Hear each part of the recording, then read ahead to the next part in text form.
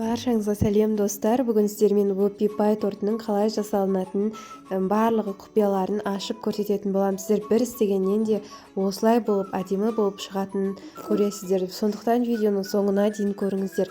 Ең алдымен осындай суымыз қайнап тұрған табадағы ішіне табаққа осылай май мен шоколадымызды салып ерітеміз. Ол еріп болғанша жұмыртқаларымызды жақсылап миксерлейміз. Шекерді қосып отырып жақсылап миксерлейміз.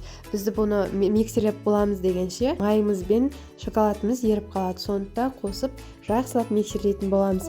Қанша мөлшерде қосамыз барлығын видеоның астына жазып қоямын достар. Сол жерден қарасаңыздар болады. Осыны жақсылап миксерлеп болған соң біз ұнымызды қосатын боламыз. Ұнды тым аз қосып қоймаңыздар, сұйық қылып қоймаңыздар. Тым қатты да қою болмағаны дұрыс.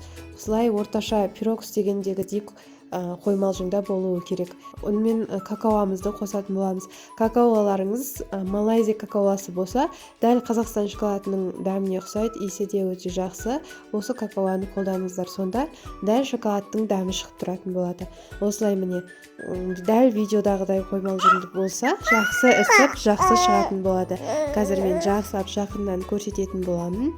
Дәл солай істеуге тырысыңыздар. Достар, каналға міндетті түрде тіркеліп, лайк басуды ұмытпаңыздар. Алда қандай рецептілер күтесіз, соны комментарийға қалдырып кетсеңіздер болады. Қазақ тіліндегі менің осы каналымды дамуына осылай үлес қоса аласыздар. Дәл осындай қоймалжыңда болып шығу керек. Енді пергамент қағаздарын алдын ала осылай кесіп дайындап аламыз. Осылай формамен барлық қағаздарымызды осылай домалақ қысқышпен қысып шығамыз.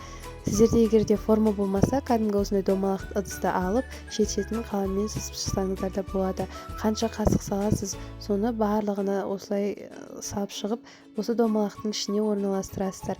Әр қағазыңызға 4 қасықтан немесе 5 қасықтан қанша саласыз, соны барлығына бірдей қылып салып шығасыздар. Өйткені корждарыңыздың көлемі бірдей болуы үшін. Осылай міне домалақ форма беріп, пеште пісіріп алатын боламыз. Дәл осылай барлық корждарымызды духовкада пісіріп аламыз. Пісіріп болған соң міне осылай шығады.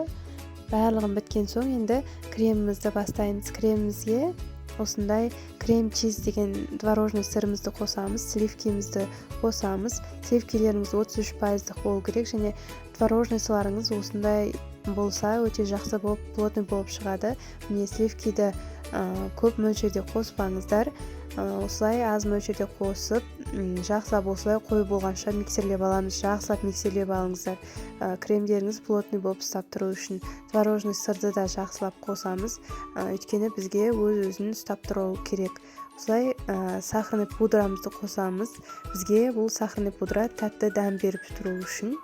Сіздер қанша торт істейсіздер, соған қарай, көлеміне қарай өздеріңіз мөлшерлеп салатын боласыздар. Мен сіздерге жаңағыдай айтқандай, видеоның астына қалдырып кетемін қанша салатынымызды. Міне табақтарыңызды аударсаңыздар да осылай кремдеріңіз түспей, плотный болып тұруы керек. Міне креміміз дайын, енді тортымызды жинауға кірісетін боламыз. Енді тортымызды тортқаналған мешокқа салып, шет-шетін сәндейтін боламыз. Достар, кремін жасау өте оңай. Көргендеріңізде тек 3 заттың құрамынан тұрады. Творожный сыр, сливки және сахарный пудра. Стель ретін берсеңіздер өте оңай.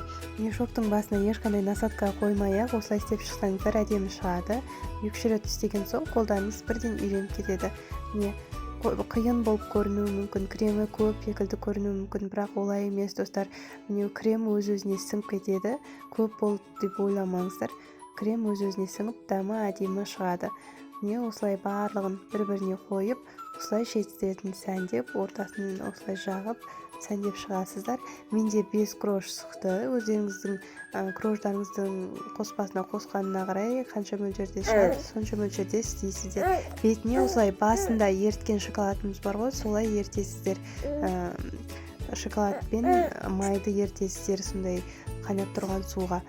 Осылай бетіне жағып, холодильникке бір салып аласыздар, жарты сағат, 1 сағатқа. Сосын бетін сәндеуге кірісесіздер. Міне осылай осыны қазір холодильникке салып қоямыз. Міне бір жарты сағат, 1 сағат көлемінде аласыздар. Сосын барып сәндеуге кірісетін боласыздар.